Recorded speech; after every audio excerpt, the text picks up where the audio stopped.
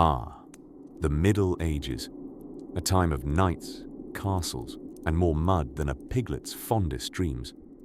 As you settle in for sleep, let's unfurl the tapestry of life in medieval times, where the porridge pot simmered endlessly and the bell's toll was more than a polite nudge to afternoon tea. Picture this: waking up at the break of dawn, not because you wish to savor the vibrant hues of a medieval sunrise, but because life demands arduous labor from you as fiercely as a king demands taxes. The rooster's caw was nature's own alarm clock, free from the snooze button temptation, and it only stopped when it was satisfied you'd finally and begrudgingly risen. You descend from your straw-filled bed, a luxury only slightly more inviting than a sack of potatoes, stretching those muscles that, come to think of it, might have preferred just one extra hour of not being medieval. You're greeted, of course, by the delightful aroma of the same porridge pot that was bubbling yesterday, and the day before. Perhaps even the day before that. Rest assured, this nutritious, monotonous gruel guarantees that you spend as little energy as possible enjoying breakfast, saving it instead for the long march of daily chores. Still, lean into your wooden spoon with the gusto of a squire facing his nightly trials. If not for the taste, then for the fortifying energy needed to gallop into your day. Your next task involves evading rogue chickens bent on protecting their precious eggs as you aim to collect breakfast for your medieval clan, a task requiring such delicate dexterity and negotiation with foul adversaries could only be otherwise compared to persuading one's mother-in-law on house rule disputes. As your day unfolds, and you dutifully till the fields under a sun that seemingly attended a masterclass in relentless brightness, you might ask yourself if you're feeling a bit nostalgic for a simpler era. But alas, to wish for simplicity here is akin to yearning for silence in an iron forge. With the sight of towering castles on the horizon, the grandiose reminders of a feudal system that ensures your life never strays too far from moderately exhausting, you plod onwards. In medieval towns, entertainment wasn't so much a Netflix binge but more a spontaneous street show featuring jugglers, musicians, and storytellers who spun tales of knights and distant lands. They were the medieval equivalent of your YouTube algorithm, leading you down curious rabbit holes of captivating, albeit slightly exaggerated lore. And let us not forget the ever-prominent church bells, which regulated the medieval day as accurately as a Swiss timepiece, tolling to mark everything from the start of morning mass to a tavern's regrettably early closing. These sonorous signals were the soundtrack to one's daily rhythm, a medieval mixtape, if you will. As you snuggle further into your bed, drifting through this vignette of days gone by, remember that some things, like intrigue and the strong urge for a solid pillow, transcend time. If these stories help you drift off, please subscribe to the channel. It would mean the world to me. And before you fully fade into dreamland, I would love to know where you're listening from and what time it is there. With the gentle nudge of history settling quietly in your mind, allow the medieval moon to cradle your dreams tonight, just as it did for those who once roamed these earthy lands. Who knows? In your dreams, you might just find yourself side by side with a wandering minstrel or a surprisingly cordial rooster. Sleep well, dear dreamer, and until next we meet, let the bedtime tales gently guide you into the world of tomorrow.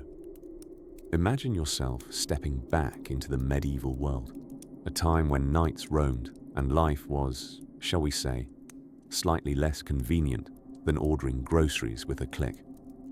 Take a deep breath, slip on your virtual tunic, and prepare to fade into a time when sword fights were all the rage and hand sanitizer was but a distant dream. Our journey today meanders through the realm of medieval everyday life, focusing on a particular topic that might sound mundane, but was essential to survival: food. You see, dining in the Middle Ages was not just a meal, it was a curious dance of endurance, gambling with flavors, and at times, a perplexing health hazard. Consider the medieval breakfast, If you were a peasant, you might start your day with a lovely bowl of pottage, which is what happened when soup decided it wanted to be viewed as porridge, a gritty concoction bubbling with barley or oats. It was the best way to kickstart a day of labor, which in those days involved tasks like plowing fields with muscles you didn't know you had. For the nobility, breakfast was a more understated affair. Think of it as intermittent fasting with a touch of pride. One did not breakfast too grandly, lest they appear overindulgent. Instead, they sipped on wine or ale, which sounds glamorous until you realize that water, the alternative, was often riskier to one's health than any fermented grape. Now, gather close for the main event, dinner.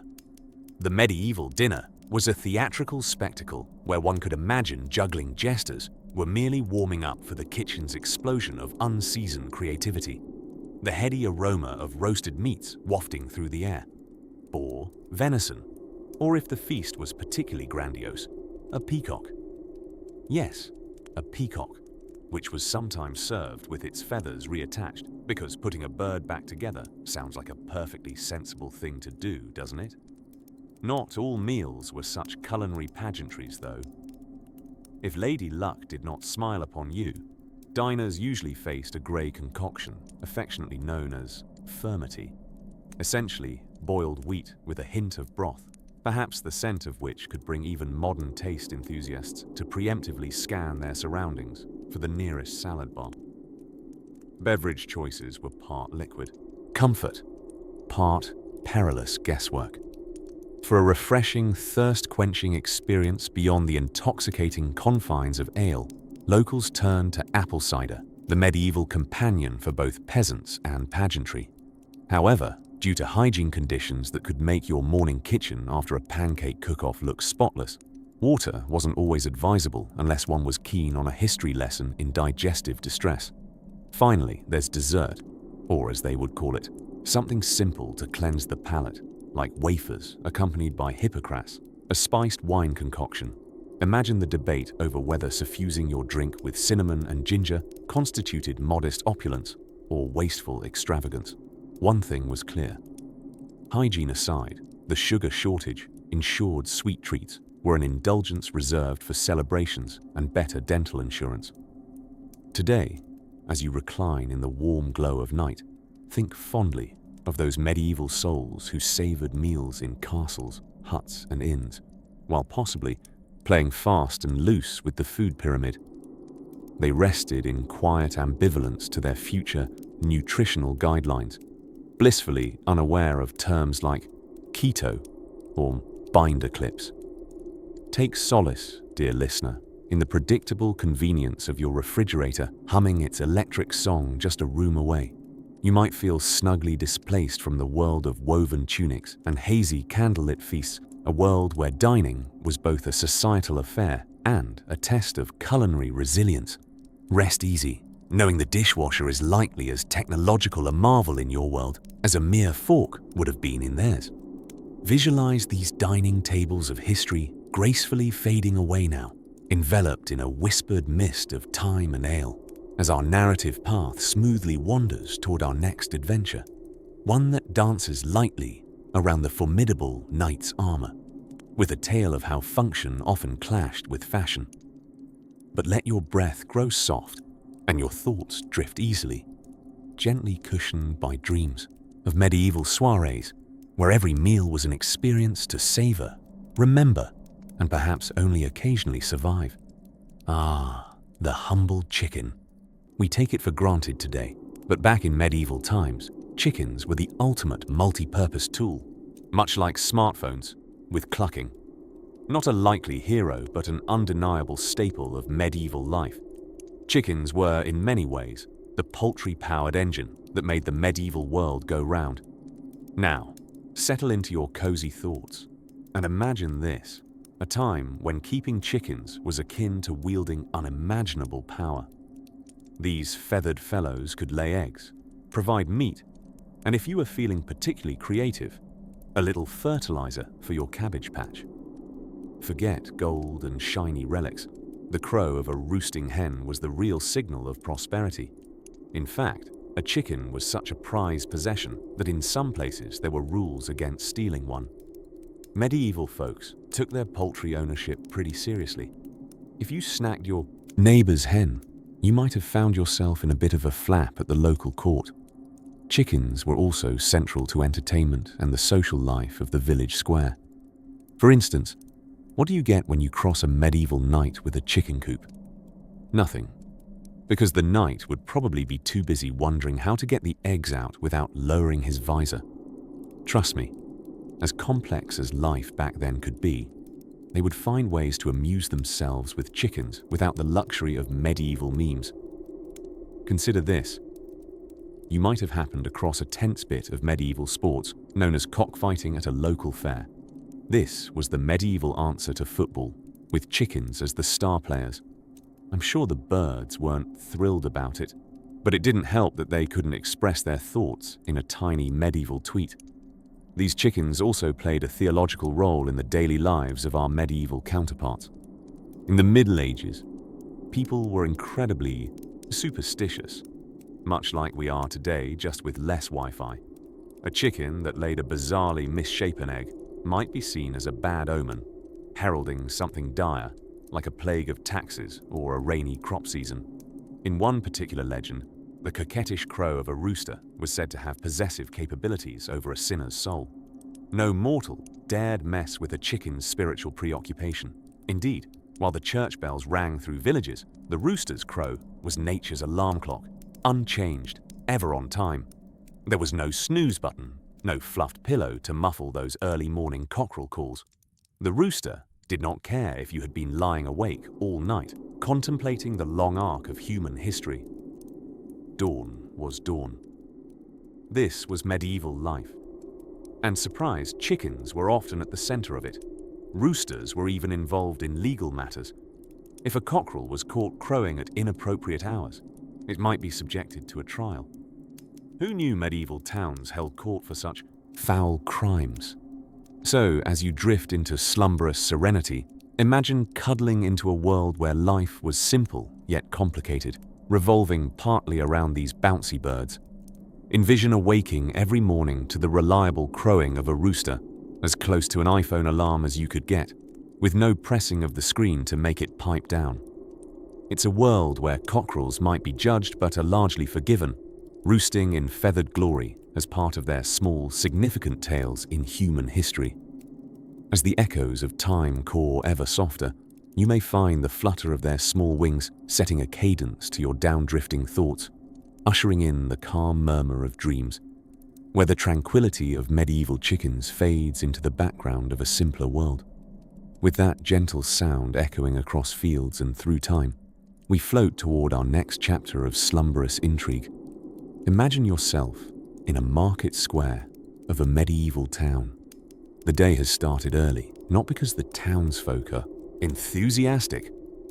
No, it's mostly because medieval timepieces were glorified sundials and cockadoodle-doos.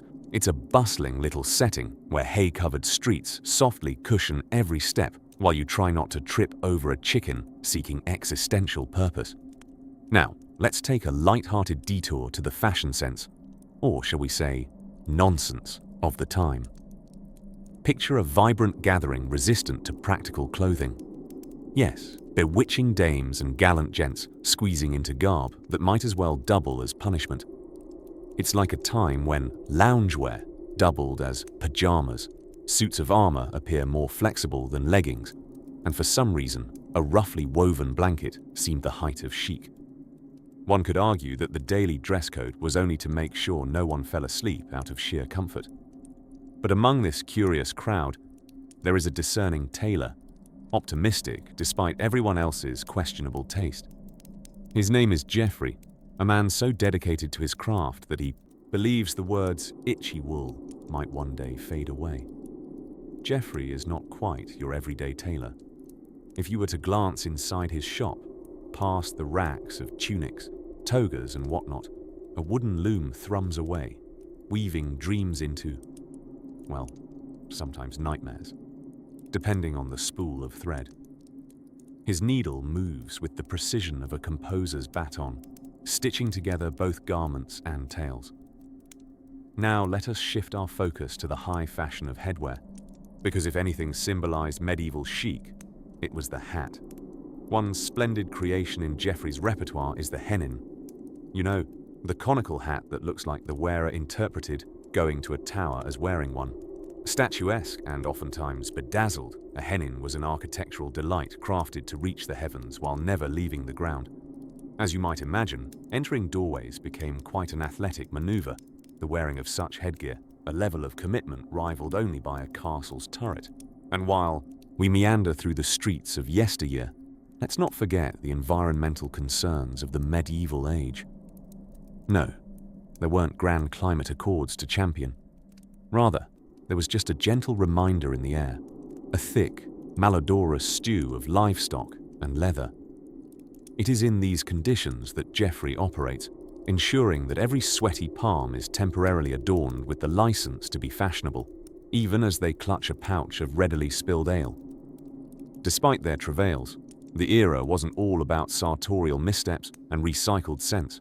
The medieval markets were arenas of sensory overload, colors clashing through spices and pigments displayed with unexampled audacity.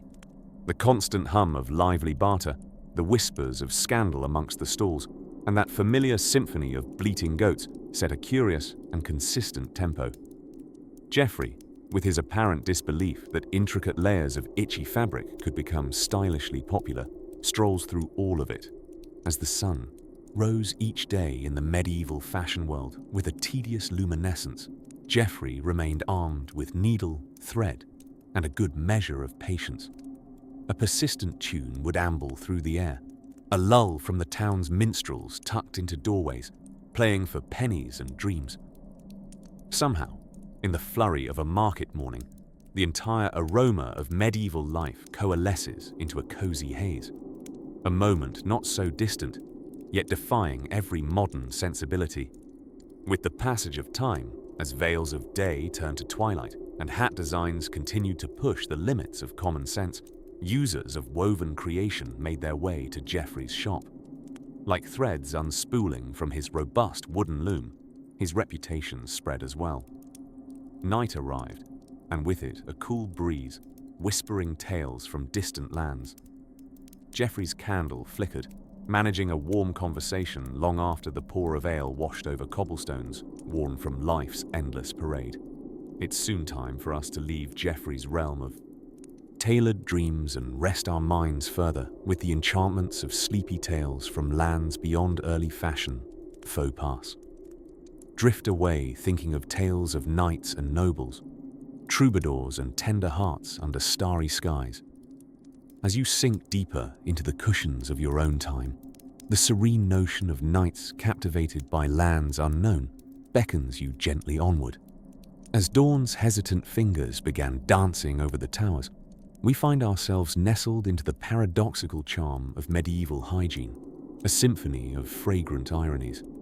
Picture, if you will, the medieval morning ritual. Our protagonist is a hearty villager named Godfrey, whose last bath was possibly as mythical as the dragons feared to lurk just beyond the foggy moors.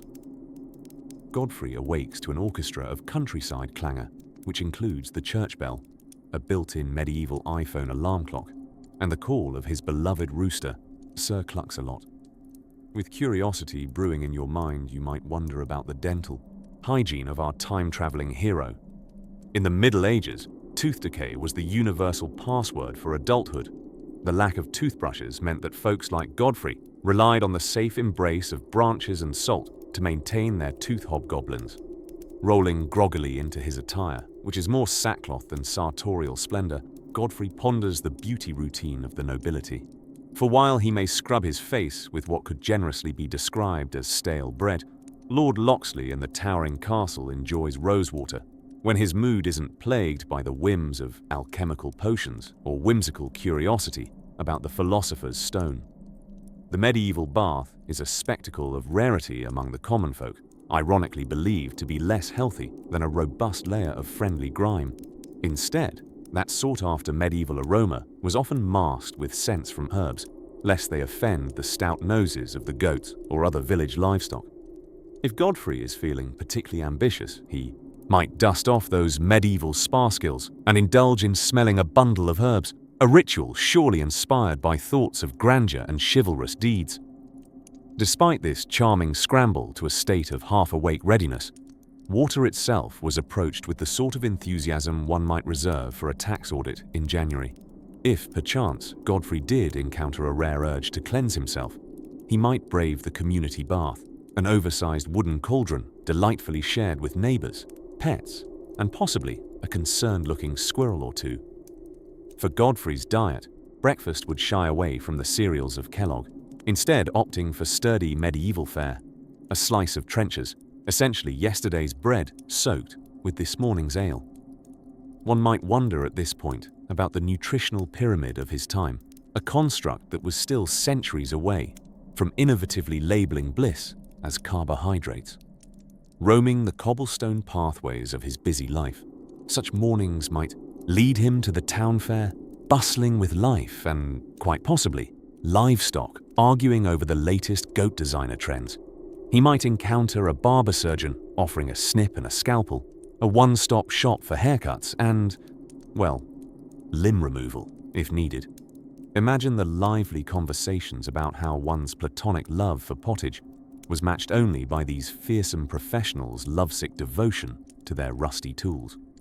And thus commences another day in medieval times, where Godfrey diligently endures the chaos and charm of his age with a spirit that is both practical and absurdly endearing.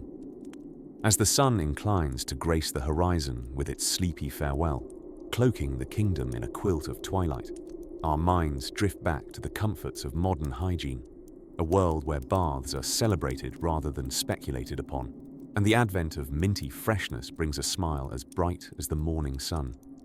Herein lies a gentle reminder that, once you're awake to greet a new day, you can wipe your brow with a clean towel and celebrate the luxury of toothpaste, a divine concoction that might have caused quite the sensation amongst the medieval dentists, if they had ever existed. With a soft contentment, we shall leave Godfrey to his time-tethered adventures while we await what history quietly holds next, drawing us further into the comforting embrace of yawn-inducing tales like effortless lullabies. Ah, the open fields and bustling villages of medieval Romania, where we now find ourselves. A time when dragons were purely metaphorical, yet somehow daily life was still extraordinarily exciting, if one can categorize dodging taxes and lively marketplaces as exciting, of course. Settle in, dear listener, and allow your imagination to sweep you away to the land of Vlad the Impaler, the unintended inspiration for countless pale-faced caped crusaders. But worry not.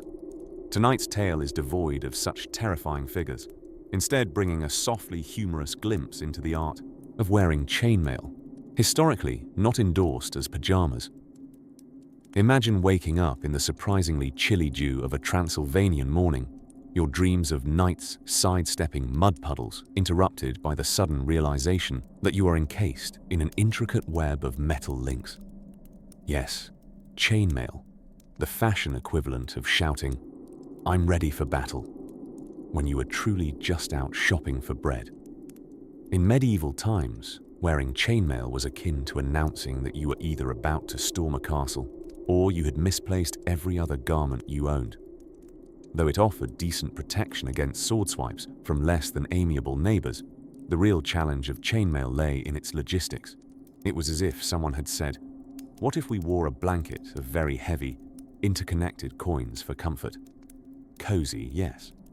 Now, let's delve into the lesser-known subject of chainmail maintenance, a topic so riveting it assured itself a place in the annals of medieval housekeeping. Our ancestors spent endless hours scoring, scrubbing, and squabbling over rust removal techniques. Written with pride and a touch of desperation, medieval manuscripts offered laudable advice such as, "Rub thy mail with sand if thou dost fancy a day, without the scent of oxidized metal." Truly, the scent of medieval times was a rich tapestry of iron, turnips, and unrealized dreams of indoor plumbing. In a burst of revelation or possibly desperation, some knights discovered the art of embracing creativity during their chainmail ordeals. These souls, either brave or perhaps a bit odd, would inscribe their own daily thrills onto the links. This led to the mystical hobby known as chainmail doodling, a surprisingly nifty precursor to modern-day doodles left in the margins of over-enthusiastic notebooks. Imagine a knight lifting his visor to reveal a chainmail etched with squiggly interpretations of his family crest, a dog and possibly a very offended-looking goose. But beyond sartorial eccentricities, wearing chainmail added an exciting soundtrack to everyday life, as one's movements produced a symphony of clinks and clanks, heavy enough to wake the dead, or at least alert a village of woodland critters. Each step was accompanied by a tune that would have easily unsettled anyone trying to sneak up on a camembert horde. However, there was a curious elegance to it too, a clinking rhythm that may have inspired countless medieval dance trends, akin to a clunky waltz among the cows that mostly ignored humans prancing in jangly attire. As moons waxed and waned over the kingdoms, you would find many an aspiring squire practicing the art of removing the iron ensemble without requiring the assistance of an entire football team. Speed, agility, and a delicate dance of unwinding oneself from this metallic embrace would surely lead you to eternal victory, against your own patience. At nightfall, one's glee at finally escaping the clingy grip of chainmail was second only to the relief of discovering a table laden with supper, not involving anything boiled in suspicious troughs of indeterminate origins. And there, we leave our tale of chainmail, a historical whisper of clinking echoes fading softly into the night. Its sway may feel familiar, a rhythm perhaps enticing your mind to wade deeper into the realm of silent dreams and soft comforts. Let us float onward to our next point of reflection, hidden beyond the mists of time, where other wonders await beneath the silver sheen of moonlit skies. Ah, the joys of living in the medieval era, where simply brushing your teeth could have been considered a groundbreaking life decision. Imagine starting your day with a nice little jaunt outside, clad in woolen garments, undeniably designed by someone who had never endured a summer day in July.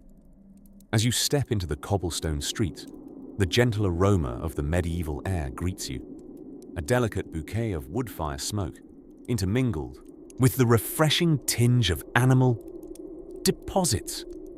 Ah, breathe it in.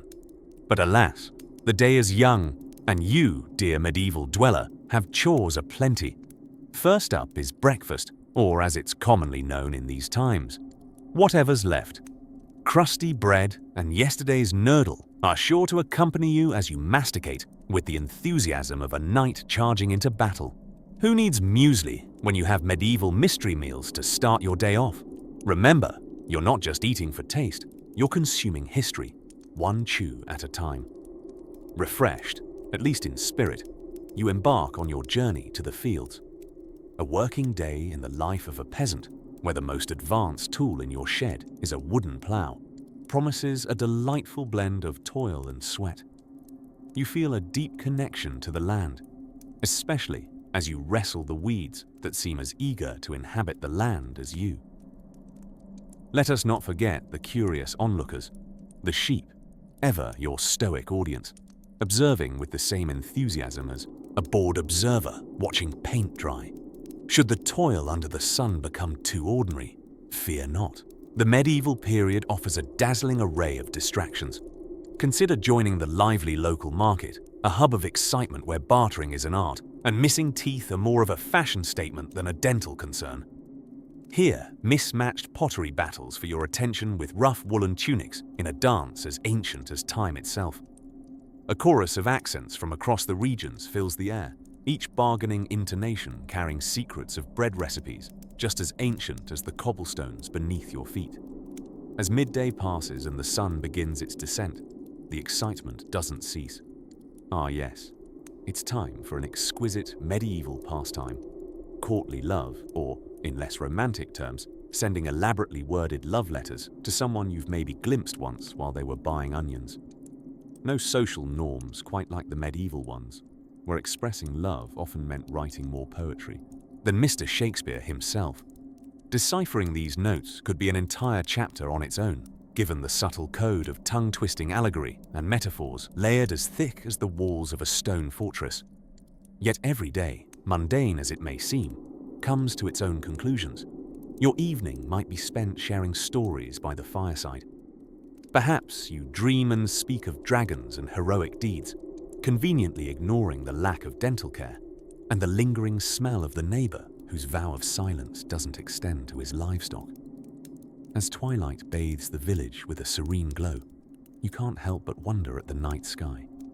So deep and brilliant, it's as if the universe itself is leaning in to whisper its own medieval secrets. And as the moon casts a silvery sheen across the fields, we find ourselves pausing in this moment of nostalgia, standing on the very threshold between the mythical and the mundane. We arrive at the close of the day, wrapping ourselves in the quiet of dusk and reflecting on our adventures. As stars sprinkle light across the heavens, perhaps it's time we explore what other beguiling mysteries await, nestled snugly in the hushed echoes of time's endless corridor. Just beyond where the evening whispers to the dawn, it is a crisp, misty morning in the medieval village of Burbleton, where the air is thick with the scent of smoke from chimneys and adventure just waiting to happen. Or rather, misunderstandings masquerading as grand tales. You, weary traveler from a time far removed from this one, find yourself absurdly out of place among villagers who, quite frankly, have never even heard of Wi-Fi, let alone tried explaining it to their grandmothers. Imagine yourself wandering into the village square, where a crowd has gathered in front of the comically tilted notice board, essentially a wooden equivalent of modern-day social media, but with far less scandal and considerably more chicken-related disputes. Villagers murmur about today's topic du jour, an impending visit from the illustrious knight, Sir Lancel Ford, whose name is both too long and too difficult for the town crier's taste, resulting, thankfully, in a shorter yet no less curious version. Lance of Board. Sir Lance of Board is known not for slaying dragons or rescuing damsels, but for his unparalleled ability to make you question your life choices during his famously dull tales of battles won using nothing but stern looks and uncomfortable silences. His legendary stories, layered with riveting mentions of taxation policies and riveting accounts of inventory shortages, are perfect fodder for a night's sleep so deep you'd think you've just spent hours deciphering medieval legal documents.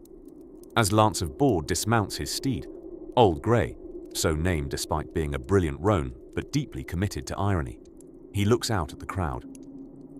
To the untrained eye, his armor might appear as if it was the height of fashion in the year 1132, though in reality, it resembles something your grandmother might keep in her attic, stacked behind boxes of holiday candles of indeterminate age and dubious scent.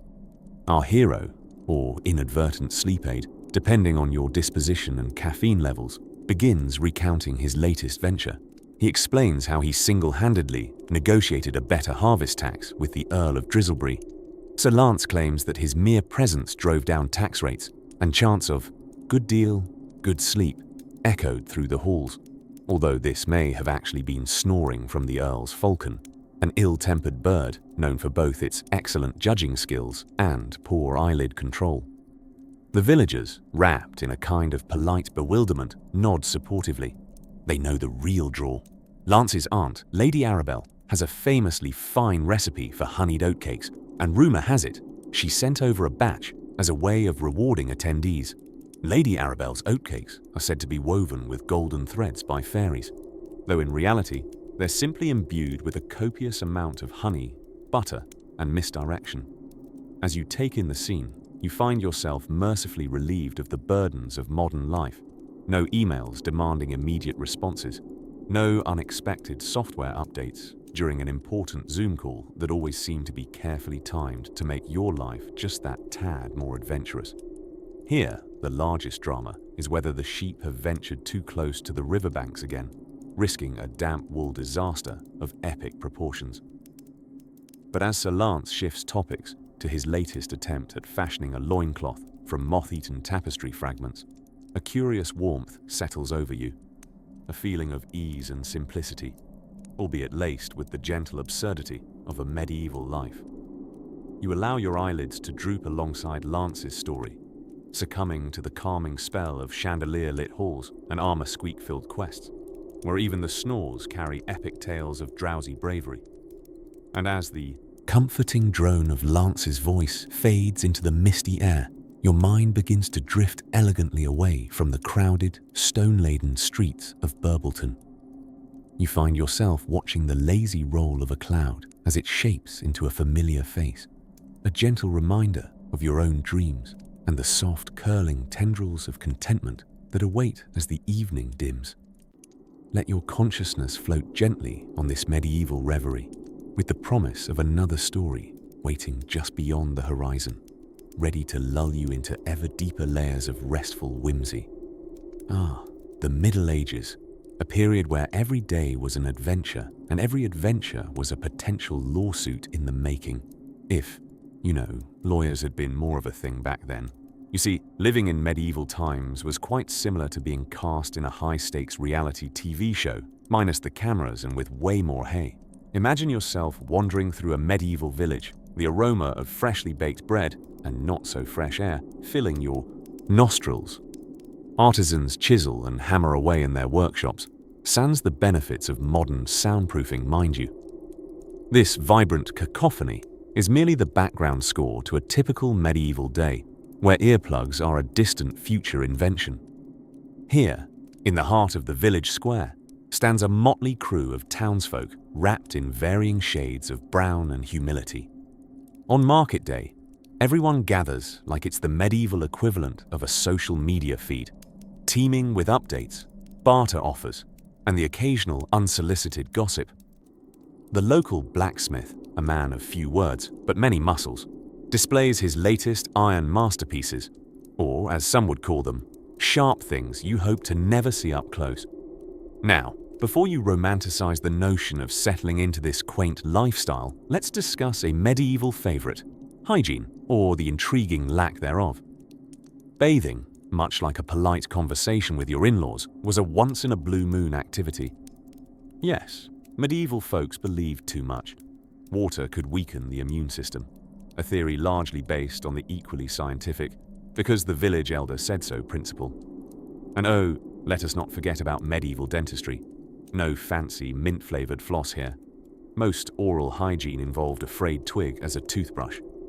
It's ironic how something called tooth gloss in our modern world sounds like an unattainable fancy when, in medieval times, simply having teeth was considered a luxury. Life wasn't just about enduring questionable personal care. There were also the joys of etiquette and social hierarchy. Say you were invited to a medieval banquet, a thrilling spectacle indeed. The guest list would inevitably reflect the societal hierarchy, with nobles avoiding eye contact with anyone deemed to have insufficient piles of hay. Picture yourself navigating a feast fit for a king. Quite literally, the table groans under the weight of roasted meats, nuts, fruit, and jellied eels. Yes, eels, which may sound dodgy but were all the rage before sushi took over. Dinner entertainment might include a minstrel's serenade, or, if you were particularly fortunate, a jester whose best jokes could potentially summon a genuine chuckle. Of course, these jesters had to be careful. Comedy back then could quickly slide into treason if the wrong punchline hit the wrong pair of self-important ears. This brings us to the social practice of courtly love, whether in actual courts or less dignified locales. A noble pastime, full of longing gazes and elaborate odes, courtly love was the medieval precursor to today's dramatic TV romance. Often, it was all just for show. After a rapturous serenade, the only struggle was navigating the clunky armor and constrictive corsets. Those who courted risked their lives for the same of love, proving that humans have always been ardent fans of both drama and implausibly heavy clothing. Indeed, the medieval age was a tapestry woven with trials, both metaphorical and judicial, with no shortage of tribulations, from clashing swords to decidedly disputable hygiene practices. Living in those times was a test of endurance, humor, and significant quantities of patchouli oil. As you nestle into your cozy retreat, Safe from the centuries-old woes of fleas and chainmail wedgies, allow yourself a gentle smile.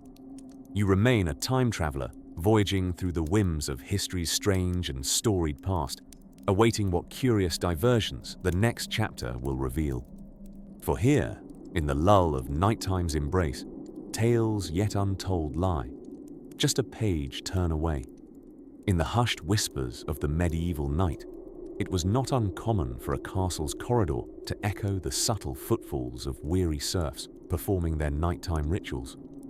A bit like trying to sneak to the fridge without waking the entire household, except the fridge was a stone wall, and the snacks were, perhaps, more hopeful than actual. Slumber back then was a two-part affair, because nothing screamed efficiency like a segmented sleep that would make any modern life coach rethink their career choices. Most medieval folks were acquainted with something known as biphasic sleep.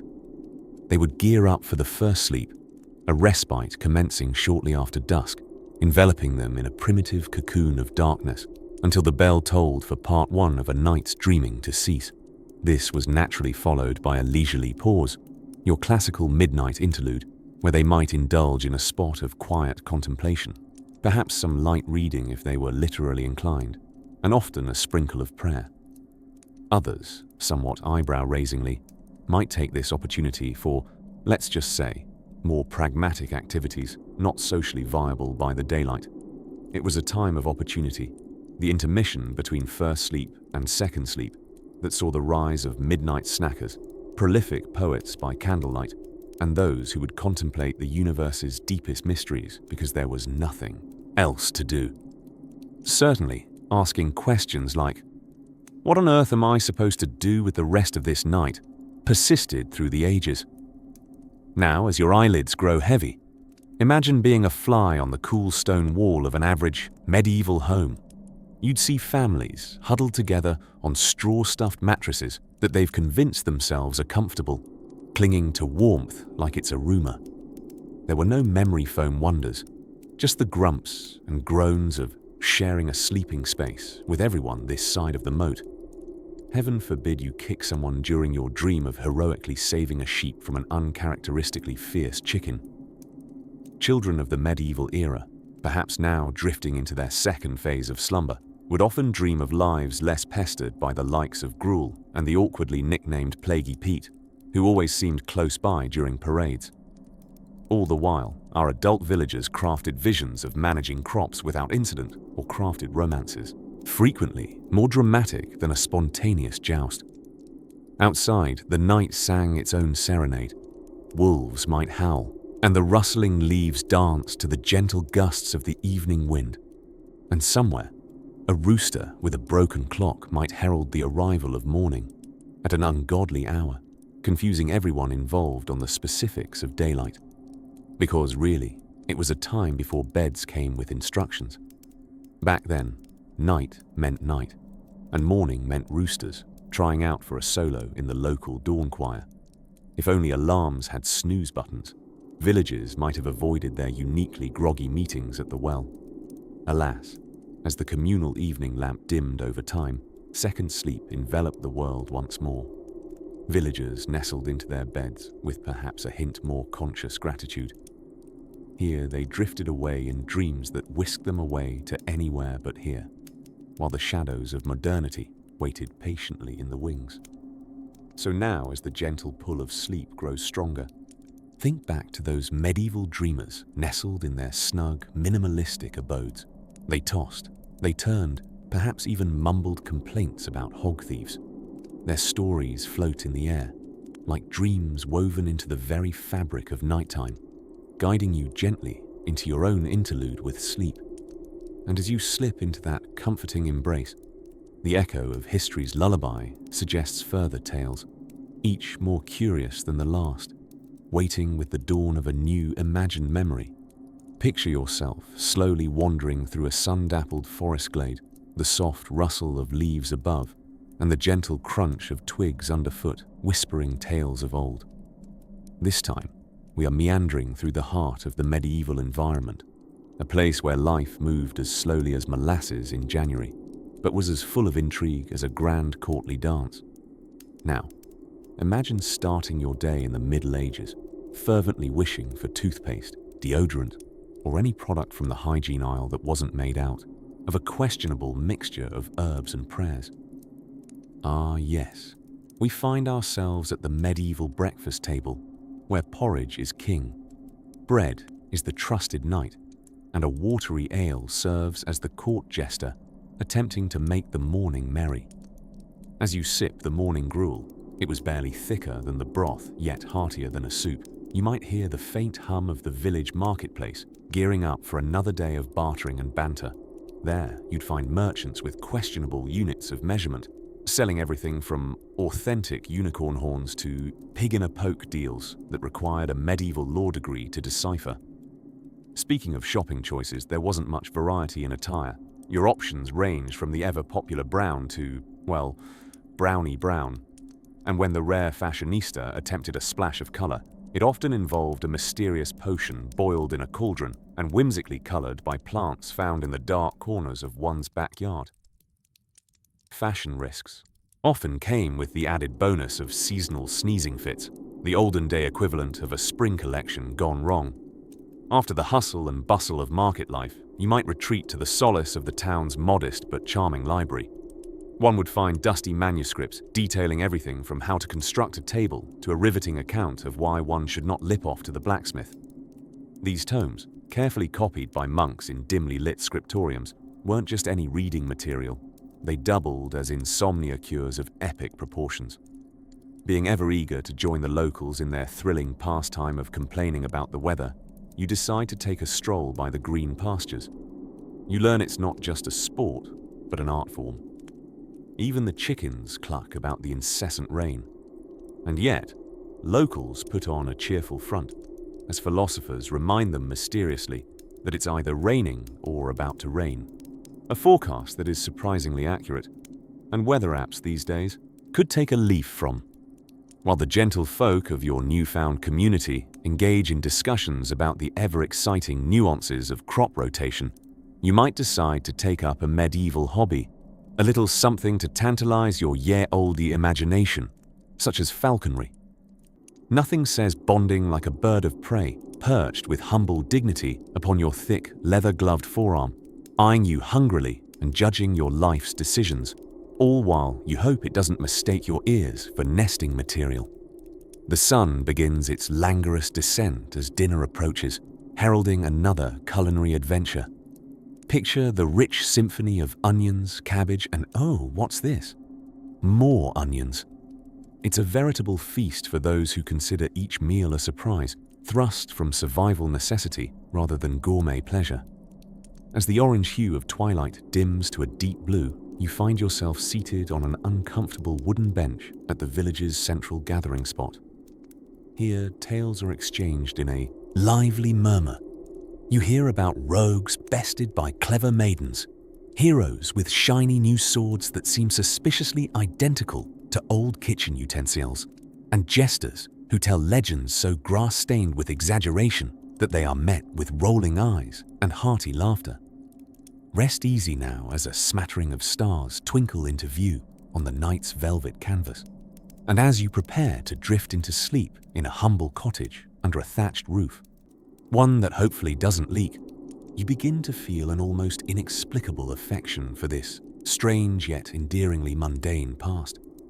But hush, let us not dwell too long here, for there is much more to unravel, more chapters of a dreamlike journey that awaits.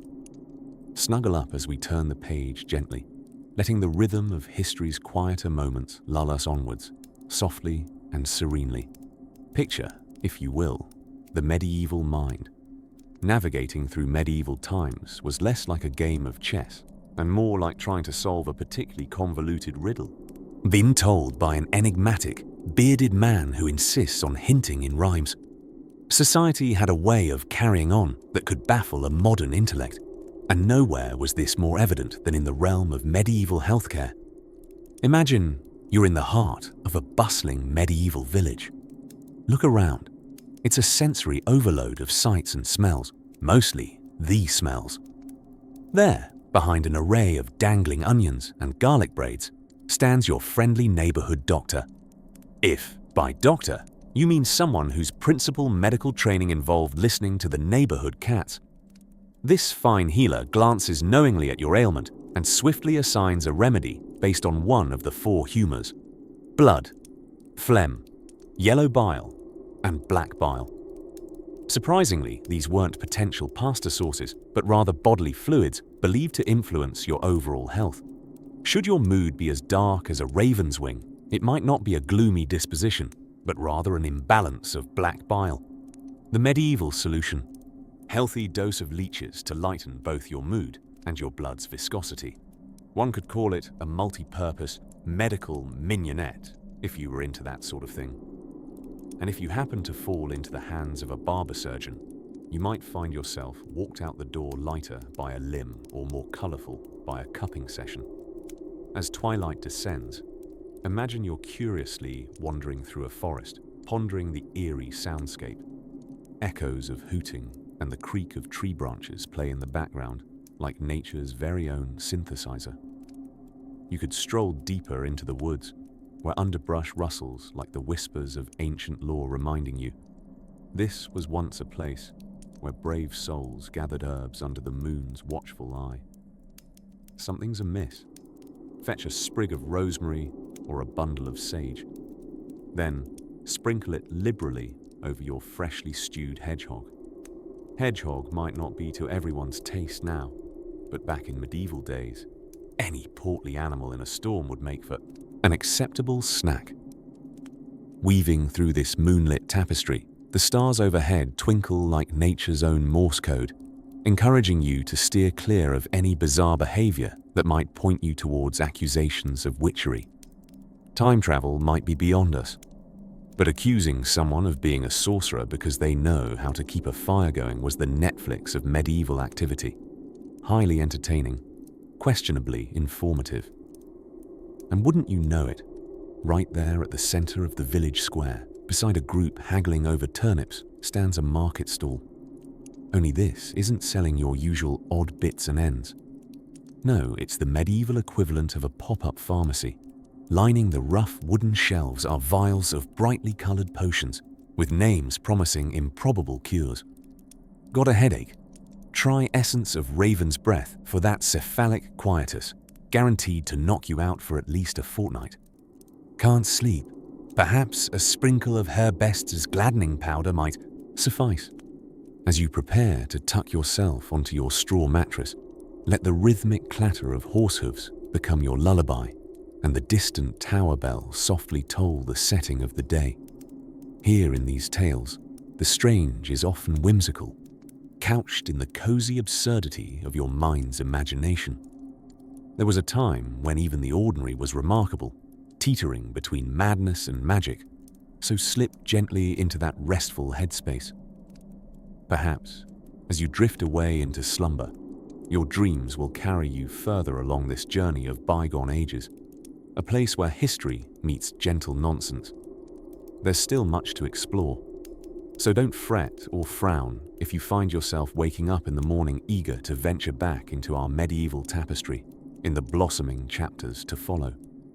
May your dreams tonight be filled with nights, nonsensical remedies, and above all, a profound sense of wonder as you sail deeper into this intoxicating sea of time and tales. As the moon glows ever so softly over your eyelids, we tiptoe back in time to unravel the perplexing world of medieval dress codes, or perhaps the grand masquerade of discomfort and impracticality. Precisely, it's the delightful moment when stockings were achievements of engineering and hats boasted more height than a modern high-rise. Once upon a rather overcast day, in a 14th century market square, a man named Eustace, a name practically humming with historical significance, was awakening with the sun to begin his daily ritual of entrapment within layers of wool, linen, and an unfathomable number of buckles. You see, every morning in medieval times was a full-length performance of patience as he twirled himself into a series of garments designed not for comfort, but for the joy of appearing more elongated and, by societal standards, a tad pompous.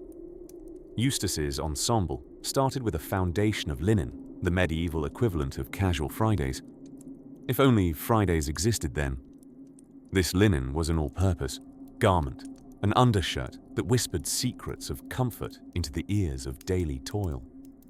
Over this went the tunic, a garment with as much mystery as it had fabric. Quite literally, lengths of it. The tunic's cut was a testament to sartorial precision, showing off one's wealth by how much their clothes seemed to hug them in all the totally impractical places. Next, Eustace reached for his chausses, a splendid name which almost makes them sound regal. In reality, these were stockings, but stockings of heroic proportions. If Eustace felt ambitious, he wore his stockings in 2 colors, each leg vying for attention in hues of red and yellow, reminiscent of a happy but fashionably confused harlequin. Sometimes a codpiece was added for additional flair, not for any dire necessity, but simply because one must, as Eustace might say, focus on the details for true sartorial success. The pièce de résistance of his attire was the surcoat, a sleeveless wonder that screamed, "I am at present, and I mean business." If business meant 3-course feasts interrupted by jousting. The surcoat spoke volumes, or perhaps layers, its openness over the arms ensuring that no one mistook Eustace for a man about a hurried endeavor. Finally, atop his head rested the chaperon, a hat that defied logic and gravity. The chaperon wasn't just a headpiece, it was a statement, one full of layers and looks. It flaunted tail-like extensions that whispered mysteries every time they brushed a passerby's cheek. If there was anything catching more wind than the sails in medieval times, it was the fashionable headgear of Eustace and his contemporaries. But to accessorize. The medieval armoires were gleaming with objects of such illustrious impracticality as jeweled brooches and girdles, belts that carried no weight other than fashion judgment. These adornments were badges of honor in the arena of textile warfare. With all this assembled, dear Eustace was finally ready to face the world, or at least the particular chunk of countryside where the chickens clucked and the minstrels roamed. He would glide, or at least totter forth, with the air of someone who had quite literally wrapped up his self-worth in layers of clothing. Yet underneath it all, and unyielding like the sinew in a chicken's leg, was the spirit of an era defined by its colorful interplay of tradition and revolution, woven into the very fabric of daily life.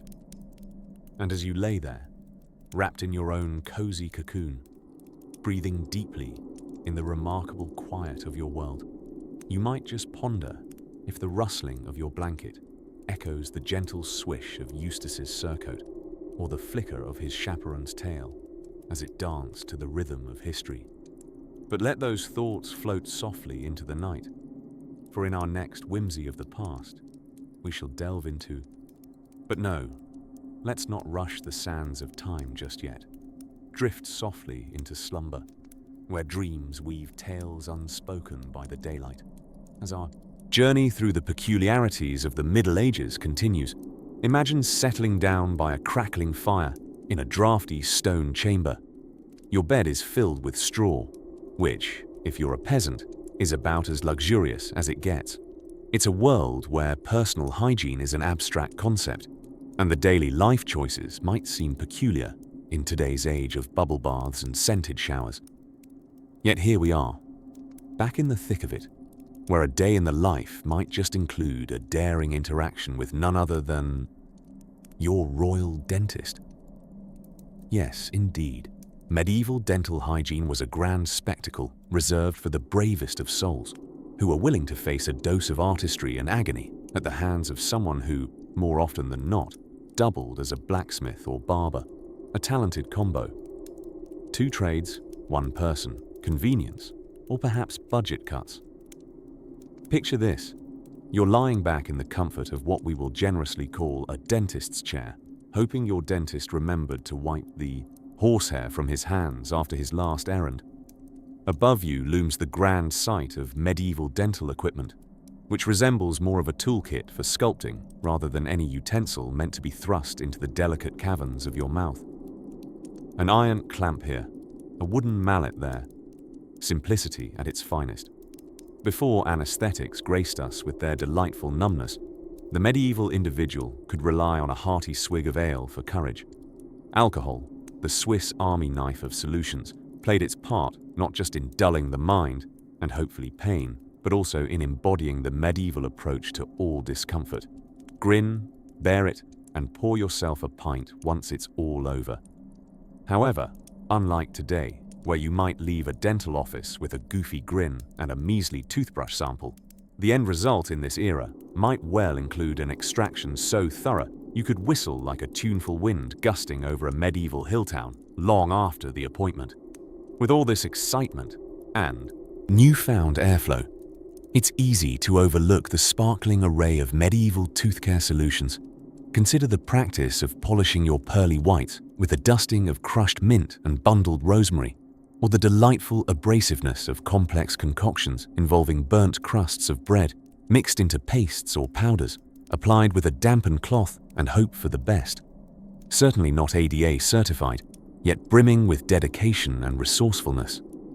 Let's not forget the surprising elegance of some elite remedies, where crushed herbs were packed into linen sachets, then chewed thoughtfully with the hope that they'd imbue your smile with freshness or, at the very least, a potent medieval mintiness. This rustic approach to oral hygiene wonderfully encapsulates the broader medieval muse, making do with flair and just a touch of serendipity.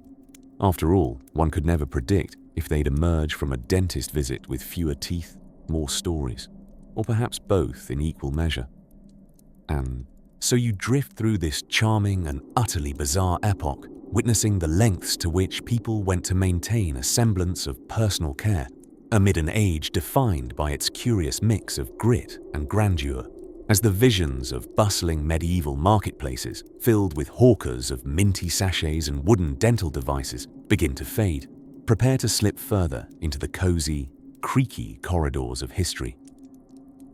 The flickering candlelight guides us gently forward to our next chapter, where the depths of the age invite us to unravel yet another unique tapestry of life from long ago. Ah, the medieval marketplaces, those vibrant hubs of commerce where, true to the spirit of the age, a good haggle could get you a slightly fresher fish or perhaps a portion of the plate for free. Imagine yourself strolling through one of these bustling streets. The air is an evocative cocktail of fresh straw littering the ground, mingled with the more personal aromas of people who've only heard of the concept of personal hygiene as a whispered legend. Merchants shout their wares with melodious enthusiasm. Get your leeches here, fat ones, thin ones, for all your medicinal bleeding needs. Yes, as you drift off, contemplate the wonders of medieval medicine with its curious penchant for draining you of your life force, all for good health. But let's not tarry too long by the leech seller. Instead, be lured by the siren call of the local baker, the unsung hero of everyone's spirit and stomach. Our trusty medieval baker wasn't just cranking out ordinary loaves. No, the medieval bread market had some diversity. Well, as much as grains and a somewhat limited understanding of yeast could offer. There was the trusty trencher, a stale bread bowl that cleverly doubled as a plate, ingenious recycling of carbs before it was fashionable. While you nibble on your fresh, not that fresh loaf, let's glide over to the booth of the itinerant tinker, a fellow of infinite patience and master of the patch. Real fix-it, folks. These were the original champions of sustainability, long before it became something to hashtag about. Need an iron pot mended? Some mashed up spoon re-rounded? Well, for a farthing or two, our tinker would have you good as, well, something considerably older but equally functional. Ah, but ruminate now upon an uninvited spectacle unfolding before you. A knight, resplendent in shiny armor, just dismounted from his trusty steed. Or perhaps it's more accurate to say slightly dented armor, for that is Richard the Stout, just back from a rather dramatic misunderstanding in France. Note his slight swagger, which isn't so much a confident stride as it is an after effect of riding a horse in constricting armor for too many moons. Richard approaches a crowd gathering around a new attraction, the latest in medieval entertainment, a man in an unusual tunic, loudly professing realist likenesses of famed individuals painted with strikingly smudged oils on wood. He was a medieval precursor to the personal selfie, capturing perfect likenesses, assuming you paid for the deluxe package, which allowed for 2 whole colors. Should we pause here for a second to observe a quieter scene? A carpenter, chisel in hand, carving away with meditative precision on a wooden token, a small sacred emblem. It's a pilgrim's badge, something to commemorate a spiritual journey, or perhaps simply an excuse to get out of town for a bit before you built immunity to the local morass of mischiefs. As daylight fades, the market's cacophony begins to mellow, the energy softening under the amber glow of evening torches. Vendors pack their wares, carts creak towards home, and you find yourself wondering if you should purchase one more loaf for the road. There is always something comforting about a soft, metaphorical or stale ending. As you take a final stroll past the market's closing curtains, let your mind wander into the gently intertwining threads of dreams. Perhaps you'll ponder which medieval marvel you'd excel in enduring, or which you would most enjoy sleeping through. Allow these thoughts to guide you softly as you drift into that medieval realm of slumbering peace. And just as you might be wondering what happens next, feel the nudge of a new intrigue whispering sweetly from beyond the horizon, leading to new horizons in the tale yet told. Imagine, if you will, the delicate art of medieval dining. Picture a scene more chaotic than your distant cousin's potluck Thanksgiving dinner, but with a distinct lack of proper cutlery or cranberry sauce. Welcome, my dear listener, to the enchanting and peculiar mealtimes of the Middle Ages, where fashion statements were made not just with clothes, but also with elaborate table manners, or the medieval approximation of them. Cast your mind back to a grand hall, echoing with the sounds of minstrels, mysteriously resembling your nephew's 4th grade recorder concert. Here, hungry nobles sit at tables arranged in thoughtful hierarchy, which essentially means if you're important, you eat first, aka adopting the unofficial motto of the medieval kingdom: he who is last gets the burnt boar shank. But let's not get ahead of ourselves. First, there are the logistics. A typical feast might look less like a formal dining experience and more like a logistical nightmare in tunics and chainmail. Have you ever tried impressively balancing a turducken on a fig leaf? Not quite the same thing, but the multi-animal roasts of the times come very close, and I assure you, involved quite a circus act of culinary prowess. Now, let's focus on the tableware, if we can use that term generously. Forks were considered the work of the devil, like tiny, questionable pitchforks intent on poking fun at one's dignity. Instead, patrons made use of trusty knives and their God-given utensils, fingers. Hence the invention of the conveniently cut, finger-sized slice of bread, known as a trencher. It seems the ultimate bread and butter of medieval dining literally consisted of bread. Who knew? Gently observe now as our medieval gentry dig in. The substantial platters, as abundant as untested uncles at a family reunion, are brought out with great ceremony. Boar's head, peacock feathers, and even the occasional pie with live birds. That's just how the cookie crumbles.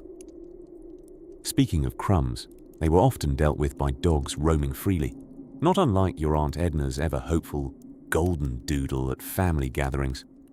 And what of those live birds springing from pastries, you ask? Well, let us say that such willfully animated surprises certainly spiced up the mundane intervals, as if knights needed more action after a day jousting and managing endless vassal disputes. Worries about cutlery aside, let us not forget the sights and sounds of lively chatter, the kind treasured not so much for its relevant content, but rather its ability to fill the awkward silence usually found between mouthfuls of pottage that bore a closer resemblance to oatmeal than prime rib. In true medieval fashion, leftovers were gifted to humble servants or the nearby needy souls, saving them a trip to their local oldie fridge or fast food tavern. It was perhaps the first recorded instance of Yoldi food recycling. although it mightn't be much to brag about to the modern world's eco-conscious enthusiasts. But wait, my dear dreamer, the evening is far from over. As digestion sets in and yawns begin to dance their way across the flickering candlelight, the top tables make merry with entertainment, the kind involving jesters and aerobatics that might ominously remind you of your last failed gymnastic attempt at the children's birthday party. As the last drops of mead trickle from goblets and raucous tales give way to gentle melodic lullabies spun by troubadours, the evening winds down. Hushed murmurs and the cozy clinks of remaining chalices are reminiscent of your own slowing heartbeat as you sink deeper into the folds of rest. As our chapter on the boisterous bread-laden banquets fades like the twilight outside the great hall, keep a wary eye. Poised on the brink of slumber, we shall soon embark on another medieval matter, as curious as it is sleep-inducing. But for now, let thoughts of roasting venison and distant lute whispers cradle you gently into dreams as we drift into the hushed echoes of the medieval countryside. Imagine yourself gently bobbing along the rhythmic beat of an ancient farmer's yoke. This might have involved less gallantry and more goose chasing than you'd think. For there's nothing quite as humbling, and admittedly more comedic, than imagining your grand medieval career beginning with an early dawn showdown against the honorably obstinate goose. Indeed, in a time when free range was just another way to describe livestock escapades, managing domestic animals required not just courage, but also an impressive lack of personal dignity. Armed with nothing but a staff and perhaps an ironically named good luck charm, these animal wranglers played a vital role in medieval life. You see, every goose had a determined sense of self, prideful struts, and a disdain for their human orchestrators, capable of bringing even the mightiest knight in training to tears, or at least to a brisk retreat. Ambling down those cobbled streets, our medieval city bustled like a beehive on market day. Veggie vendors yodeled out kaleidoscopic assortments of leafy greens, all with names you'd need a translator to comprehend, while spice vendors ushered in queues, not unlike modern-day star athletes at an autograph signing. Remember, this was before Yelp reviews, so deciding on a reputable seller was often based on who yelled the loudest or who had the flashiest garlic braid. Step inside a sprawling medieval hall where food was consumed not as a necessity, but as a performance art. Feasts were a blur of boar meat, meat pies, and more servings of meat than your grocery list would approve of. Forget grown-ups. All amid this gathering knew well the fine art of juggling a tankard in one hand and an aromatic pheasant drumstick in the other.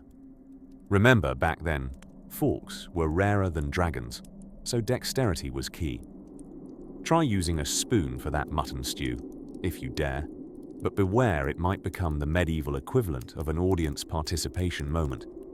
Yet even in such grand feasts, post-dinner entertainment didn't involve mere jesters, but rather the unveiling of a new fashion in the delightfully scandalous colors of the day. Picture knights strutting in tunics so vibrantly dyed that they could only be described politely as luminescent.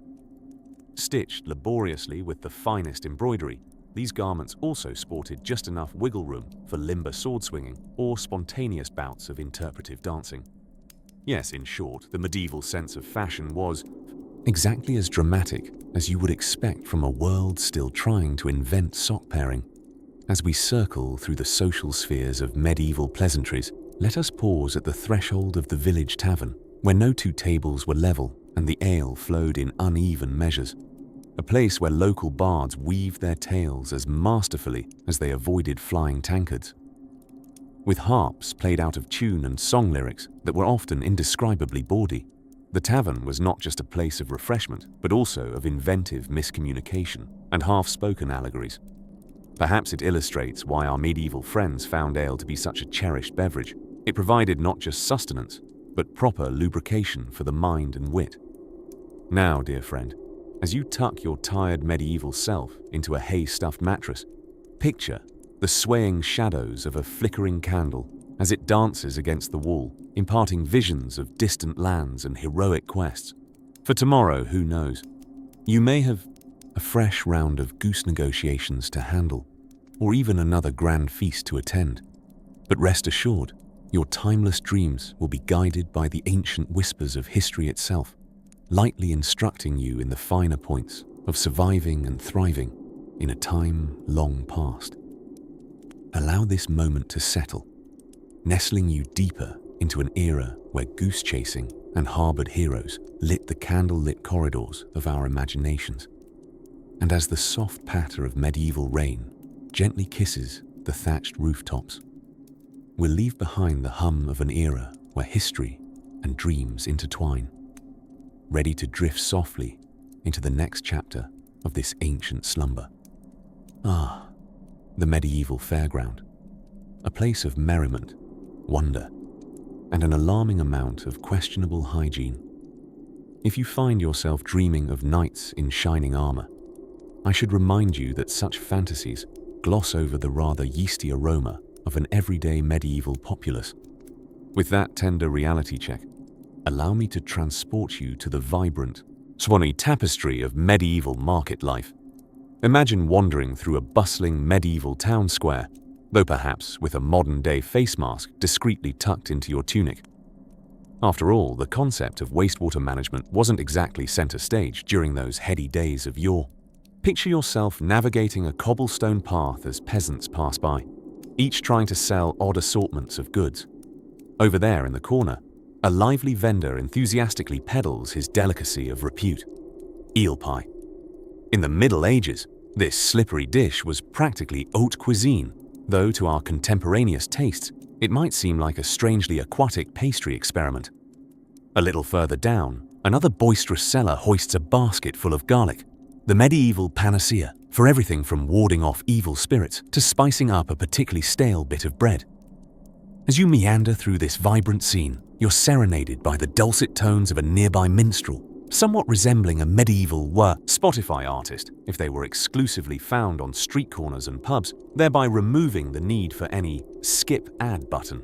His lute strumming is filled with tales not so subtly reminding listeners of the dangers of the local dragon.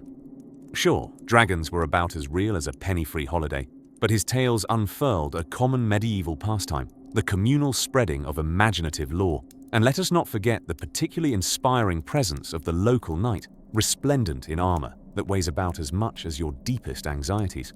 Today, he jousts for honor and glory, though primarily hoping not to end the day dented like a misshapen metal bowl. The life of a knight required considerable dedication, militaristic prowess, and quite a bit of bravado when not spending half the day trying to squeeze into that armor on a tight schedule. It's a full-body commitment that might make you grateful for the much softer attire of your present-day pajamas. Not far from this commotion is the infamous device known as the stocks, where local riffraff might find themselves should they be caught perpetrating, heaven forbid, an unsanctioned pie thievery. The punishment involved having their feet locked while townsfolk gathered to offer, let's say, constructive culinary criticism by way of soft tomatoes. It's perhaps not the best Yelp review system ever devised, but the thrill of interactive participation was very much in vogue. You might also notice, lurking ever so politely, the town herbalist with her assorted bundles of promise and perplexity. She's something of a medieval health influencer, although her proposed cures occasionally recommended infusions that might remind you of extra vegetal solutions to somewhat personal problems. Nonetheless, her remedies were occasionally spot on. Garlic and onions for earaches, they believed, or perhaps a pinch of honesty in suggesting salt to cleanse any less than ideal culinary misadventures. Despite the bustling charm, comfort in the Middle Ages was but a fleeting notion, often replaced with the seriousness of everyone's rather tenuous grasp on life. Fortunately, the medieval spirit was resilient, seasoned not just with desperation but a fair bit of delightful absurdity. Festivals, fairs, and the general spirit of revelry provided much-needed relief to their everyday toil. Life itself became a muddled blend of hardship and an appreciation for the simple joys, a dance in the rain, a verse by firelight, or perhaps just the satisfaction of having survived another day without dueling a dragon or dodging the stocks. As we gently close this lively chapter, I leave you cradling the image of a fair's flickering torchlight, easing you softly into a restful slumber, where perhaps, tucked beneath your pillow, golden dreams of chivalry, folklore, and curious serpents await. As the moon cast its soft, silvery glow over cobblestone streets, we gently tiptoe into the world of medieval marriage, a quaint institution characterized by a complex tapestry of traditions, alliances, and, occasionally, logic that made about as much sense as a jester's joke. Imagine, if you will, being a lord or lady on your wedding day, dressed not in white lace and pearls, but in your finest chainmail tunic, because who doesn't want to be both dressed to impress and battle-ready on such an auspicious occasion? In these simpler times, medieval marriage was less about romantic love and more about strategic power plays that would have made even modern political shows look like child's play. For the nobles, the merging of two families was less a fairy tale moment and more a well-calculated merger of assets, kingdoms, and often wilting family trees desperately in need of a little fresh genetic material. Picture an estate bustling with preparations that would rival today's reality, TV extravaganzas, flocking servants bustling around with platters of roasted meats and bread, while a troubadour strums, lute strings, singing ballads of knights wooing maidens who are presumably quite charmed by tales of dragons and quests and suitably medieval hygiene, stories surely concocted by someone who'd never endured a noble tournament's aroma on a midsummer's afternoon. Moreover, the knight, in shining armor, equipped for either dueling or dramatic posing, played a crucial role in wooing his lady fair. Wooing during medieval times was no mean feat, dear listener. Enter a courtly love scenario, a sort of medieval dating game where suitors, beholden to the whims of their ladies, would engage in tournaments, endure quests, and pen desperate bouts of poetry. Quite the multitaskers, those knights. One day, they're off to battle, and the next, writing odes in meter about a lady's peculiar fondness for beekeeping.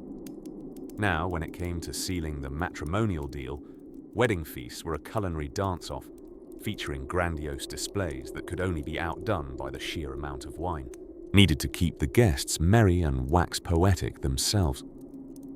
Oh, but let us not forget the unique tradition of bedding the bride. No, not that, though everyone was enthusiastically invited to join in the parade to the bridal chamber. These rituals, presume medieval historians, were less about privacy and more about orchestrating a spectacle with a stamp of community approval. Quite the way to begin a new chapter with one's beloved, wouldn't you agree? And what of the reasons behind these strategic alliances? The motivations held their own narratives. High-ranking families saw these unions as a means to secure their lineage, gain military alliances, or position themselves more favorably in lineages often befuddled by a surfeit of Henrys and Eleanors. It was a chessboard of familial intrigue, where one wrong pawn move could send ripples across generations quicker than you could ask. Is it too early for Black Death references? Diving deeper, we uncover marital contracts, written with the flair of a Norman scribe in Versailles. These contracts governed more than just assets.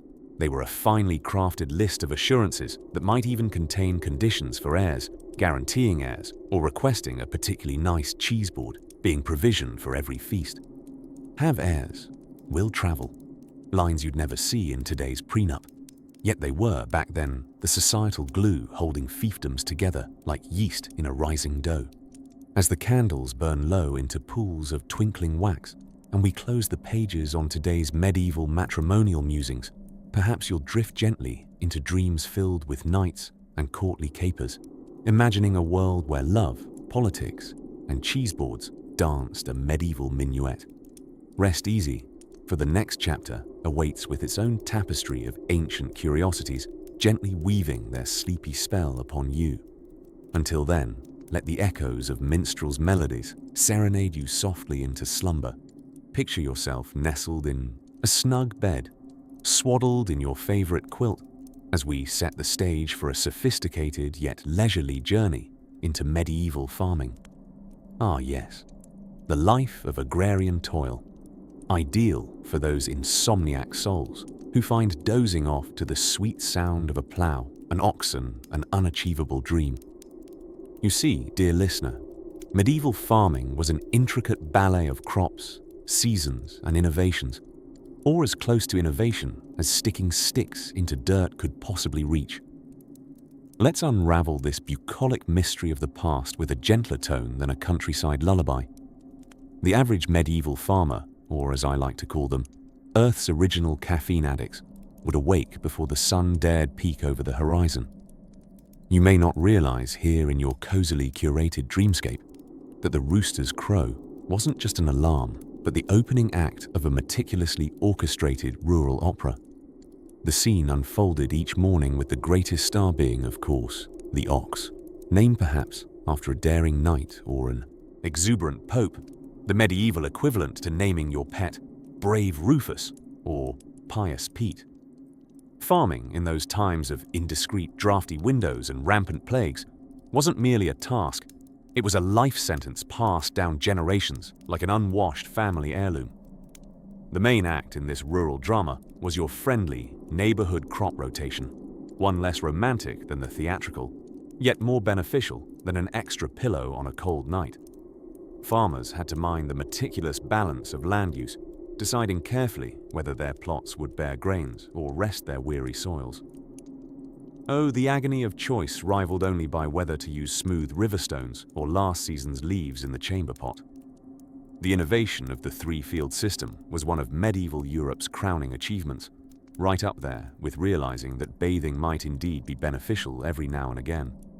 Envision our agrarian architects rotating their crops like a master juggler with only his livelihood on the line. They'd plant wheat in one field, barley or beans in the second, and let the third rest, possibly to ponder the existential choices of medieval dinner conversation topics. Life in the fields wasn't all grubby toil and sun-chapped skin. Nay, it was a chance to bond with nature, one's feudal lord, and perhaps even a passing fox stealing your chickens for its personal larder. But do try not to envision the farmer's mid-morning malaise as he trod through horse manure. Instead, see it as a chance to awaken with laughter to the inevitabilities of rustic life. This mutual understanding with dirt and destiny gave rise to village festivals, celebrating nothing more than the fact they were still standing, despite a heart-stopping rate of famines, wars, and overly ambitious dental extractions.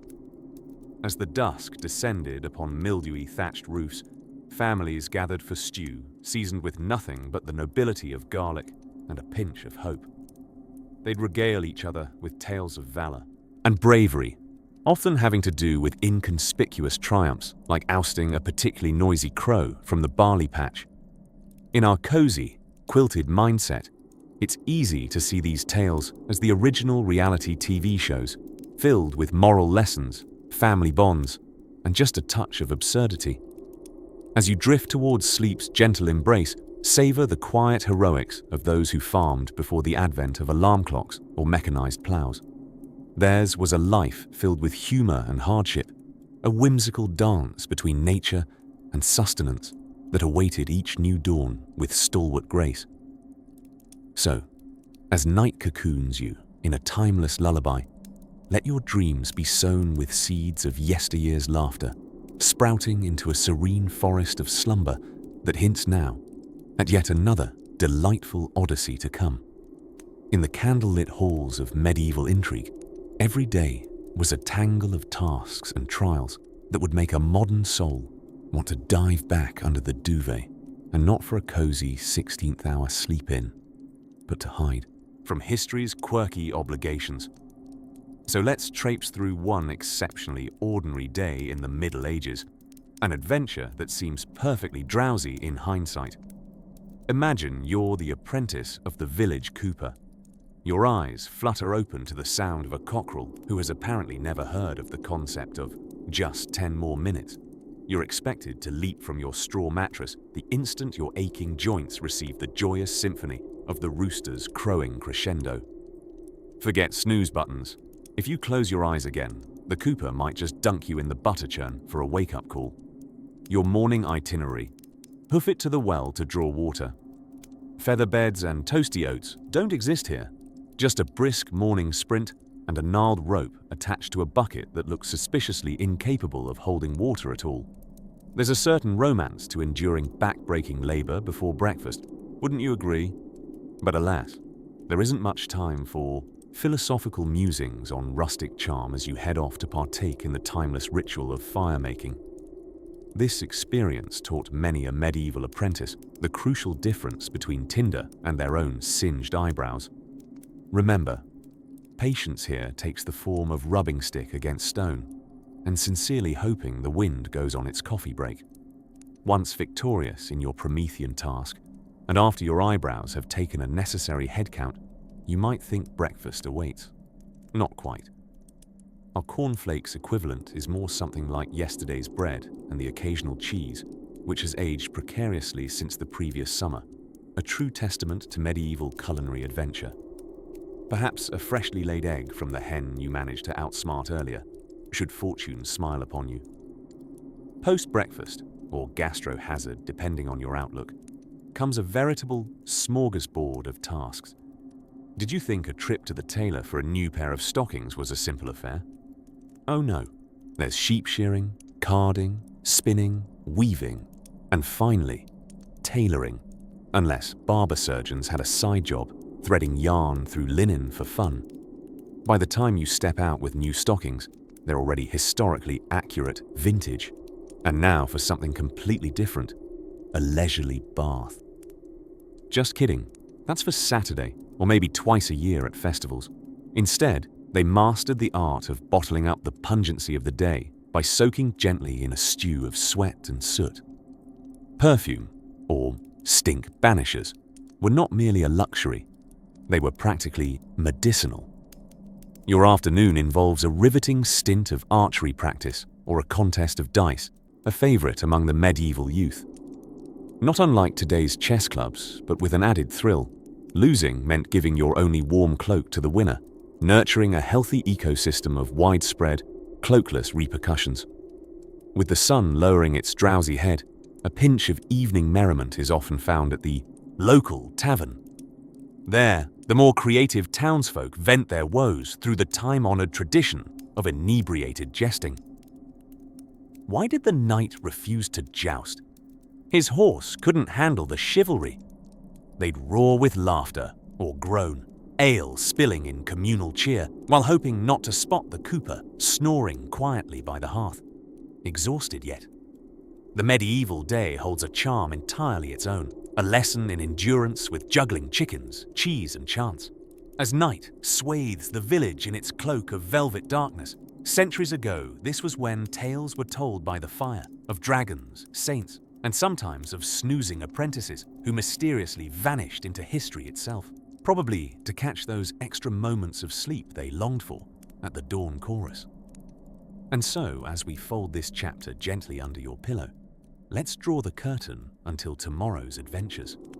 Prepare yourself for yet another tale where high seas and salted breezes await the sleeper. There's a story on the horizon, a bumbling, boat-swaying chapter that may just anchor you into dreams as the misty, time-worn edges of medieval Europe loom into our dreamy reverie. Imagine waking to a rooster's enthusiastic, albeit slightly off-key, encore performance. By then, the sun had only just considered rising, and you would find yourself contemplating the unique challenges the day would bring. To step into the shoes, or rather woven boots, of our medieval counterparts, one must first sidestep the certainty of having breakfast choices, hygiene standards, or the modern luxury of a coffee maker in sight. The past called it character building. We modern folks might simply call it barbaric. Picture, if you will, sidestepping onto a cold stone floor that is as unforgiving as the era itself. From there, you'd shuffle meekly, led by the familiar aroma of yesterday's gruel, a culinary delight that defies time and various food safety regulations, wafting through the air. Why indeed, you might wonder, did the medieval day start so early? The answer lies somewhere swathed in the necessity and occasional absurdity that was day-to-day life back then. With sunlight as precious as a good bard's tale, and evenings engulfed in candlelit shadows, if at all, the daylight hours were a commodity traded for productivity and sustenance. Speaking of which, let's pause for a sip of reality, warm like the medieval ale used as a breakfast drink due to water being, well, let's just say, medieval water wasn't exactly bottled at the source of a pristine alpine spring. Yes, the chance of seeing amoeba-sized hitchhikers lurking in your goblet was high enough to give one's intestines a shiver. With breakfast behind, you might find yourself pondering the local peasantry or nobility making their way to their daily labor. You see, medieval compartments of society had this intriguingly rigid structure, like a game of Jenga, where every social class was a block that, if removed or misplaced, could have the consequences of tumbling an entire feudal reality. The peasants, the backbone of agricultural prowess, toiled like human oxen through fields, their skin kissed by an unruly sun and supple soil. In stark contrast, the nobility would convene on matters of vital importance and auditory delight in court, sometimes about treaties, other times about the latest rumor of who wore the most outlandish pair of pointed shoes to the last banquet. Amongst these societal intricacies, one mustn't overlook the towering fortress of health and medicine, a realm where superstition dueled with science in a never-ending saga. Medieval medicine was somewhat akin to a cat chasing its own tail. While herbs, the generous green doctors of the era, attempted to cure ailments from within the hidden pockets of gardens, ails and colds were known to be treated with ingredients from the wondrous to the downright bizarre. Leech therapy, for instance, a relatively popular spa treatment, promised to let bad humors slip away whilst testing one's personal threshold for bloodletting. Were we to crash a dining affair with the noble knights strutting in their conspicuously designed armor, as useful in combat as they were, at intimidating were they to seize the floor to jig, our senses would be awash with an array of smells held over from kitchen hearths. Succulent meats, harvested seasonal vegetables, and a Saturday night special known as pottage would grace the tables. Utensils, however, were a spectacle of evolution, with knives doing double duty as both weaponry and cutlery, and forks viewed as misfit tools for the truly decadent. And so, as the shadows of our peaceful journey over medieval hills grow long, and the conversation with history begins to slow, we pause to envision these peculiar lives lived amidst past verdant landscapes. To say the least, existing in such a time would be a rich, if sometimes frightful, tapestry of the senses and sensibilities, bound tight by the stories of survival and everyday wonders. We leave behind the bustling medieval rediscovery, taking with us a gentle hum of nostalgic appreciation for modern creature comforts and a sense of chapterless continuity as the twilight heralds a seamless fade into our next exploration. Here, we find ourselves once more in the twilight of our historical sojourn, meandering through the cobblestone streets of medieval times.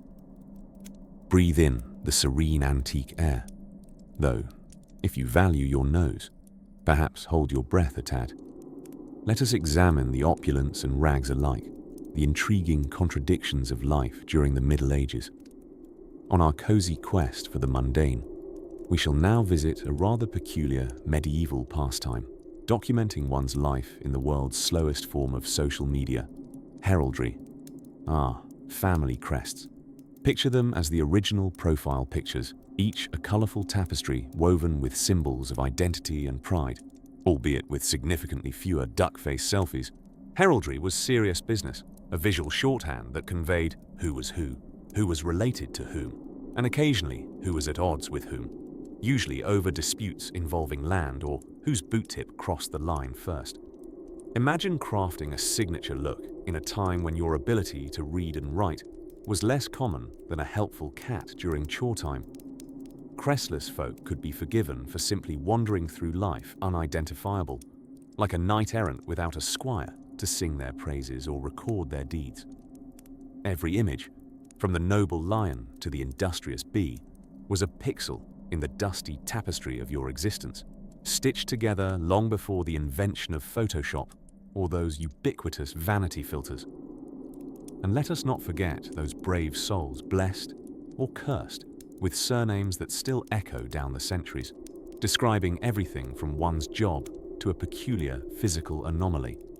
Names like Smith, a stalwart hint at the family anvil, or Archer, perhaps, not so boldly asserting that once upon a time, someone in your lineage was quite adept with a bow. Rarely did the profession and the surname remain in perfect harmony, though one might argue that Smith is unlikely to mislead. Now, as the candle flickers gently, casting soft halos upon the pages of yore, let us gingerly turn the page to that most bewildering of medieval customs, the feast.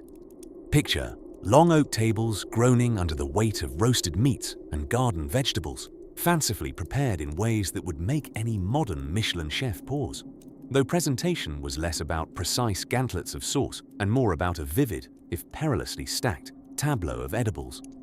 Dining in the Great Hall was as much about spectator sport as it was about sustenance.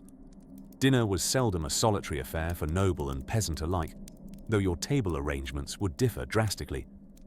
In this time, entertainment flowed freely, punctuated with the clamorous strumming of a lute or the acrobatic hurdles of jesters who weren't as concerned with HR issues. And just when you thought your tea was as tepid as it possibly could be, we must delve the mind reels into the array of dining customs poised to confuse anyone now averted from adventurous gustatory endeavors, how to expertly juggle ridged cutlery between being wielded with thumb and finger, pinching June-beer-colored trenches of bread mere inches from one's cause of distressing acidity. In this culinary theatre, a single evening meal could meander like an epic saga, one course melting seamlessly into another as goblets clinked and tales stretched taller than a troubadour's tale. There might not have been ice cream to melt sorrow into grandeur, but pigeons stuffed with parsley. Why? That's practically an ancient predecessor to culinary fusion. As the crackling hearth begins its nightly conversation, a cozy whisper rather more captivating than Frederick of yore's recounting of local land disputes, let our weary yet invigorated mind gently drift to thoughts of slumber. We shall leave you here to ponder whether life is truly richer with a coat of arms, or in the absence of ambidextrous cutlery. With the tenderest of goodbyes approaching, like sand sifting quietly through an ancient hourglass, we can only wonder what dreamlike courses might await beyond the fabric of our nocturnal tapestry. There, where whimsy and sleep entwine like ivy upon a stone castle wall, bidding you softly toward a gentle and restful night's reprieve. In the whimsical closing chapter of our whimsical journey, we find ourselves tiptoeing back through the stone-laden alleyways and tapestry-adorned corridors of the late Middle Ages, where the air is thick with a curious blend of damp moss and sizzling mystery meat. Picture, if you will, the average medieval peasant, a resilient soul akin to a particularly hardy turnip, yet entirely unacquainted with modern conveniences such as Wi-Fi and intraocular. Siege pressure. Their day-to-day life required the acumen of a seasoned medieval juggler, balancing 8-hour farming marathons, unpredictable plagues, and quite puzzlingly, the emergence of a risque new weapon, the fork. Yes, dear listener, before the 11th century, most folks in Europe regarded the fork with such profound suspicion, you'd think it was plotting the conquest of Europe instead of simply assisting in the spearing of wild boar. As the medieval knights rolled in, much like a wandering minstrel who's been overserved in the local alehouse, our intrepid ancestors prepared for the great challenge of evening entertainment. Picture this, the soothing echoes of lute and harp, with a touch of jugglery, flaming torches and all. These selfsame peasants might gather round for a spot of storytelling, entirely unaware that in centuries to come, their casual tales would become the blueprint for today's binge-worthy series. Every detail of the era, from chivalric squabbles that inspired epic ballads to the 0-star rating of the local dermatologist cursed with curing bubonic beauty woes, was fodder for tales spun with threads of humor and just a touch of exaggeration, much like the stories woven tonight. nestled into their slightly itchy woolen sheets, effective though not quite, thread count forward as we might prefer. People of this age might also engage in a lively banter about the latest village gossip. Did you hear Mabel, the blacksmith's daughter, received a marriage proposal from Thomas, the unconventional goat shepherd? And as rudimentary as it sounds, such tales would lull them into a sleep as sweet as a plum tart. Beneath skies more star-filled than social calendars, medieval folk dreamt dreams as illustrious as their discourses about whether the king's latest beard style was indeed a gallant statement or merely overzealous whimsy. These were not merely stories for diversion. They were chronicles of a shared human experience, glowing as vibrantly as a torchlit procession. And as these stories echoed through the ages, like so many whispered lullabies, they guided the weary souls of yore into slumber, much as we hope this merry exploration of medieval escapades has guided you, dear listener, to the brink of restful repose. With the flicker of those age-old fires now gently dimmed, it's time to tuck you in, snugly, into the comfort of night's embrace. May your dreams wander through the quaint corridors of history, where every tale is a portal to the slumberous past. So, perchance you are still awake, allow yourself to drift away with thoughts of knights in slightly rusty armor, court jesters with propensities for pun-laden narratives, and farmers who, against all odds, triumphed with little beyond a humble scythe and a stupendous work ethic. But now, may sleep descend softly upon you, wrapping you snugly in the quietude of night, as our tales have done for countless dreamers before.